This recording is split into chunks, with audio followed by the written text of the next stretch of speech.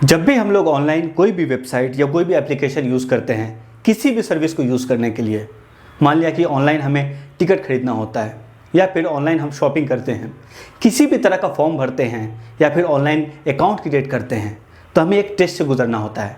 बिना उस टेस्ट को पास किए हम लोग आगे नहीं बढ़ पाते हैं और जो भी हम काम कर रहे हैं उसे कंप्लीट नहीं कर पाते हैं।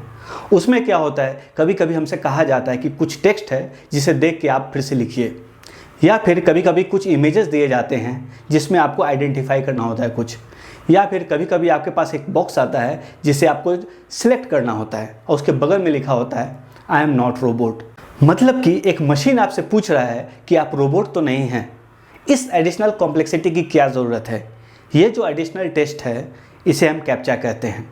इस वीडियो में हम कैप्चा के बारे में बात करने जा रहे हैं। सबसे पहले हम लोग ये समझने की कोशिश करेंगे कि कैप्चा की ज़रूरत क्यों पड़ी, फिर हम लोग देखेंगे कि कैप्चा क्या होता है, उसके कितने टाइप्स होते हैं, और फिर हम लोग गूगल के रीकैप्चा के बारे में बात करेंगे जो कि आज के ज़माने में सबसे ज़्यादा यूज़ होता है। किसी भी ह्यूमन को अगर कोई भी सर्विस लेनी होती है वेबसाइट से, तो वो क्या करता है, वेबसाइट पे जाता है, वहाँ डिटेल्स डालता है और उसका काम हो जाता है। तो क्या सिर्फ इंसानी वेबसाइट पर डिटेल डाल सकते हैं? नहीं, बॉट्स भी डाल सकते हैं, यानी कि रोबोट्स। अब ये बॉट क्या होता है? बॉट क्या होता है? ऑटोमेटेड सॉफ्टवेयर एप्लीकेशन होता है जो कोडर्स बना सकते हैं। वो क्या करता है, नेटवर्क पे रिपीटेड टास्क करता है, यानी कि एक टास्क को बार बार करता है। उसमें क्या होता है, कुछ सेट ऑफ इंस्ट्रक्शन दिए जाते हैं ताकि वो ह्यूमन बिहेवियर को इमिटेट करता है, यानी ह्यूमन कैसे सिस्टम को यूज़ करते हैं वैसे ही ये यूज़ करता है, यानी कि अपने आप को एक फेक ह्यूमन की तरह प्रेजेंट करता है। अब सोचिए ये कितना खतरनाक हो सकता है। बॉट्स के कारण जो वेबसाइट ओनर्स हैं उन्हें काफ़ी ज़्यादा इशू आने लगी थी। अब बॉट्स क्या है कि काफ़ी ज़्यादा फास्ट होते हैं क्योंकि कंप्यूटर प्रोग्राम्स होते हैं, और क्या है कि वो एक ही टास्क को बार बार कर सकते हैं। तो बॉट्स क्या कर रहे थे कि जो वेबसाइट ओनर्स की जो वेबसाइट है उसका जो डेटाबेस है उसको फुल कर दे रहे थे। डेटाबेस फुल होने के बाद क्या है कि वेबसाइट काम नहीं करती थी और बहुत बार वेबसाइट क्रैश कर जा रही थी। तो एक इशू तो ये हो गया।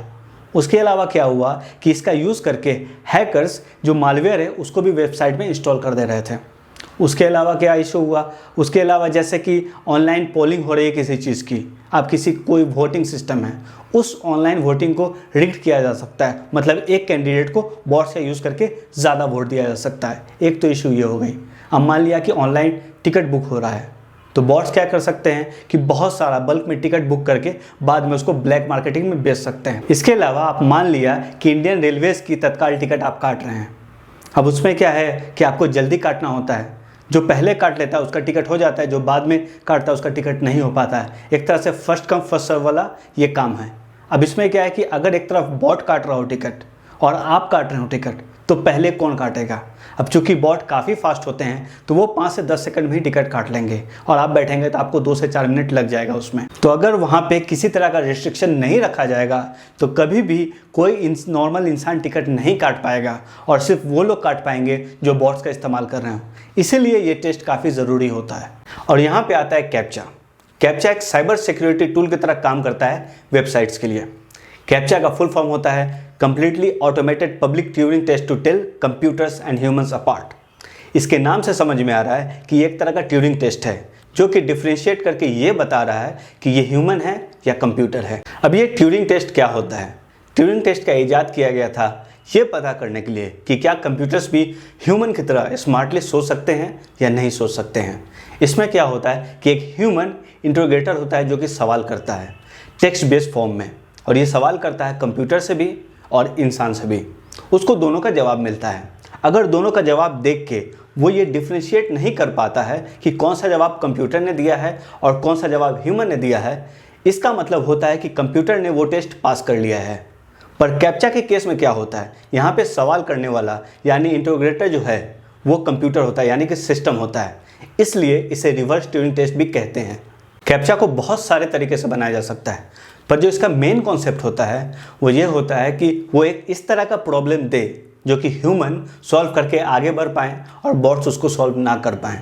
इसमें क्या होता है, टेक्स्ट बेस्ड कैप्चा होता है, जिसमें क्या होता है कि आपको टेक्स्ट देख के लिखना होता है। तो टेक्स्ट सिंपल टेक्स्ट नहीं होते हैं। जनरली क्या होता है कि उसमें थोड़े से टेढ़े मेढ़े टेक्स्ट होते हैं, उसमें कुछ नॉइज़ एडेड होता है। उसके अलावा क्या होता है, ऑडियो बेस्ड कैप्चा होता है। अब इसमें क्या होता है कि कुछ लोग विजुअली इम्पेयर्ड होते हैं, ठीक से देख नहीं पाते हैं, उनके लिए ऑडियो बेस्ड कैप्चा यूज़ किया जाता है, तो वो साउंड सुन के टाइप करते हैं कि उन्होंने क्या क्या सुना है। उसके अलावा क्या होता है कि वीडियो बेस्ड कैप्चा होता है, उसमें क्या होता है कि वीडियो में देख के आपको कैप्चा डालना होता है कि आपने क्या क्या देखा है। उसके अलावा क्या होता है कि इमेज बेस्ड कैप्चा होता है। अब इसमें क्या होता है कि आपको एक ग्रिड टाइप का बना होगा, उसमें 8-9 इमेजेस होते हैं, उसमें से मान लिया कहा जाता है कि कितने इमेजेस हैं जिसमें आपको स्ट्रीट लाइट दिख रहा है, या कितने इमेजेस हैं जिसमें आपको कार दिख रहा है या बस दिख रहा है, आपको सिलेक्ट करना होता है। तो ये इमेज बेस्ड कैप्चा हो गया। उसके अलावा आपको एक्शन बेस्ड कैप्चा भी आता है, जैसे कि हमने शुरू में बात की, आपको टिक मार्क करना होता है, I am not a robot, ये एक एक्शन बेस्ड कैप्चा हो गया। उसके अलावा आपको क्वेश्चन बेस्ड कैप्चा होता है, जैसे कि आपसे सवाल किया जाता है कि 1 + ACVN 7, इस तरह का आता है कि आप उसका जो आप बता के उस आंसर करके आगे जा सकते हैं। उसके अलावा क्या होता है कि आपको पज़ल बेस्ड कैप्चा होता है, जहाँ पे आपको कुछ पज़ल दिया जाता है या कुछ गेम दिया जाता है जिसे आप सॉल्व करके आगे जा सकते हैं। उसके अलावा क्या होता है, इनविजिबल कैप्चा होता है। इनविजिबल कैप्चा में क्या होता है कि आपकी जो एक्टिविटी है उसको ट्रैक किया जाता है और उसके बेस पे सामने से सिस्टम डिसाइड करता है कि आपको पास किया जाए, फेल किया जाए। और उसके अलावा जो लास्ट में है कि एक हाइब्रिड बेस्ड कैप्चा होता है। इसमें क्या होता है कि एक से ज़्यादा कैप्चा का मिक्सचर यूज़ किया जाता है, जो हमने अभी ऊपर में बात की। तो कैप्चा इतने तरह के होते हैं। अब हम लोग रीकैप्चा के बारे में बात करेंगे। रीकैप्चा क्या है? गूगल का एक कैप्चा सर्विस है जो कि पूरी दुनिया में सबसे ज़्यादा यूज़ होता है। अगर कोई भी थर्ड पार्टी है, कोई भी बंदा है, मैं हूँ या कोई भी है, अगर उससे वेबसाइट बनाना है और वो कैप्चा सर्विस यूज़ करना चाहता है तो वो गूगल का कैप्चा सर्विस यूज़ कर सकता है। इसके अलावा मार्केट में बहुत सारे प्लेयर्स हैं, बट ये सबसे ज़्यादा यूज़ होता है। अगर हम लोग शुरुआत की बात करें तो स्टार्टिंग में जो कैप्चा बना था वो सिंपल टेक्स्ट बेस्ड कैप्चा था।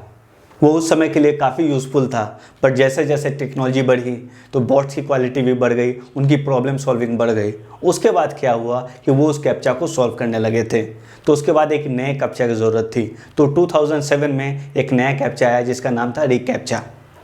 गूगल ने इसमें पोटेंशियल देखा और 2009 में गूगल ने रीकैप्चा को ख़रीद लिया। अब इसमें क्या होता था कि इसमें कंप्यूटर जनरेटेड टेक्स्ट तो होता था, लेकिन इसमें एक और टेक्स्ट होता था। जो पुरानी बुक्स होती थी, न्यूज़पेपर होती थी, उससे फ़ोटो लिया जाता था और उसके फ़ोटो को भी यूज़ किया जाता था। तो इसमें आपको 2 टेक्स्ट डालना पड़ता था। एक आपको कंप्यूटर जनरेटेड टेक्स्ट होता था, वो डालना पड़ता था, और जो बुक्स के इमेजेस से जो टेक्स्ट आते थे वो भी डालने पड़ते थे। तो उस समय तो ये बहुत अच्छा था, लेकिन वक्त के साथ साथ जैसे टेक्नोलॉजी और बॉट्स और एडवांस करते गए तो बॉट्स इसको आसानी से सॉल्व कर रहे थे और लोगों को यानी ह्यूमंस को ही उसे सॉल्व करने में प्रॉब्लम हो रही थी। इसलिए बाद में उसको डिसकंटिन्यू कर दिया गया, यानी कि बंद कर दिया गया। इसके बाद आया रीकैप्चा वर्जन 2। अब इसमें क्या है कि 2 तरह के कैप्चा थे, इवेंट बेस्ड कैप्चा थे और इमेज बेस्ड कैप्चा थे। इवेंट बेस्ड में क्या था कि आपको एक बॉक्स आता है जिसमें आपको सिलेक्ट करना होता है, टिक मार्क करना होता है और उसके बगल में लिखा होता है कि आई एम नॉट रोबोट। यहाँ पे आप सवाल कर सकते हैं कि जो टिक मार्क मैं कर रहा हूँ वो तो कोई बॉट भी कर सकता है। बात सही है, पर इसमें क्या है कि सिर्फ टिक मार्क आपका नहीं जा रहा होता है। उसके अलावा क्या है कि आपका जो यूज़र एक्टिविटी है, उस पेज पे आपने क्या क्या एक्टिविटी की है, आपका जो कर्सर मूवमेंट है टिक मारने से पहले और टिक मारने के बाद भी, ये सब देखा जाता है। उसके अलावा क्या है कि आपका IP एड्रेस लिया जाता है, आपका लोकेशन देखा जाता है, तो उन सारी चीज़ों को देखा जाता है। उसके बाद भी अगर सिस्टम सेटिस्फाइड नहीं होता है तो वो क्या करता है कि नेक्स्ट जो कैप्चा है वो आपको दे देता है, जो कि इमेज बेस्ड कैप्चा होता है। वो उसी तरह से होता है कि ग्रिड होता है, उसमें 9 इमेजेस होते हैं और कोई पार्टिकुलर ऑब्जेक्ट आपको बताना होता है, जैसे कि स्ट्रीट लाइट है तो वो कितने सारे इसमें होता है, आपको सेलेक्ट करना होता है। और जब आप सही सेलेक्ट कर लेते हैं तो आप आगे चले जाते हैं। ये जो रीकैप्चा वर्जन 2 है ये हम आज भी यूज़ कर रहे हैं। इसके अलावा क्या है, रीकैप्चा वर्जन 3 भी आ गया है। अब इसमें क्या होता है कि यूज़र से किसी तरह का इनपुट नहीं लिया जाता है, इसमें सिर्फ उसकी एक्टिविटी ट्रैक की जाती है, उसका जो यूज़र बिहेवियर है वो देखा जाता है और उस बिहेवियर के साथ साथ उसको मार्क्स दिए जाते हैं, स्कोर दिए जाते हैं। उसका जो स्कोर है वो इस तरह से होता है कि अगर स्कोर 0 के आसपास है तो मतलब वो बॉट हो सकता है, और स्कोर अगर 1 के आसपास है तो मतलब है कि वो ह्यूमन हो सकता है। और उसका जो बाय डिफ़ॉल्ट जो थ्रेशोल्ड बनाया गया है वो 0.5 का बनाया गया है, मतलब अगर उसके ऊपर है तो उसको पास कर देना है और उसके नीचे है तो उसको फेल कर देना है। ये जो थ्रेशोल्ड होता है ये जो वेबसाइट ओनर है उसके हैंड में होता है, वो उसे चेंज कर सकता है। मान लिया उसके एक्सपीरियंस में ऐसा लगे कि उसे थ्रेशोल्ड बढ़ाना है या घटाना है तो वो ऐसा कर सकता है। अगर यूज़र थ्रेशोल्ड को पास कर जाता है और उसके बाद भी वेबसाइट ओनर को डाउट होता है तो वो फिर से उसे रीकैप्चा वर्जन 2 की तरफ, यानी जो चेक मार्क है और जो इमेज बेस्ड कैप्चा है उसके तरफ भेज सकता है। ये भी ऑप्शन उसको दिया गया है। दोस्तों मैं उम्मीद करता हूँ आपको ये वीडियो पसंद आया होगा। अगर वीडियो पसंद आए वीडियो को लाइक कीजिए, चैनल पे पहली बार आए तो चैनल को सब्सक्राइब कीजिए और बेल आइकन दबा लीजिएगा, क्योंकि इस तरह के इंपॉर्टेंट और इन्फॉर्मेटिव वीडियोस हम लोग बनाते रहते हैं। आपके कोई भी सवाल हैं, कोई भी सजेशन है या कोई ऐसा टॉपिक है जिस पे आप चाहते हैं कि हम वीडियो बनाएं तो आप हमें कमेंट बॉक्स में लिख के ज़रूर बताइए, हमें इसका इंतज़ार रहेगा। धन्यवाद।